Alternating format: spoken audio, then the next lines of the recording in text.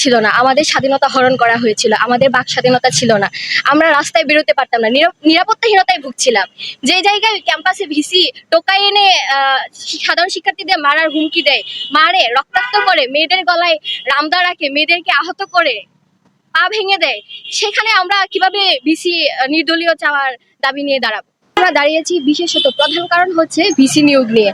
তো আমরা বিগত বছরগুলোতে দেখেছি যে দলীয় দলীয় পদধারী থেকে বা দলীয় চরমপন্থী ওই ওই ধরনের লোকদেরকে ভিসি বা প্রশাসনের ক্ষেত্রে নিয়োগ দেওয়া হয়। তো সেক্ষেত্রে গত 15ই জুলাই নীলদলীয় ভিসি ডক্টর মাকসুদ কামাল, উনি আমাদের ক্যাম্পাসে টোকাই এনে, পুলিশ এনে আমাদের উপরে হামলা চালিয়েছে, নির্বিচারে আমাদেরকে আঘাত করা হয়েছে। তো সেক্ষেত্রে দলীয় ভিসি আমরা দেখতেই পেয়েছি যে আসলে কেমন হয়।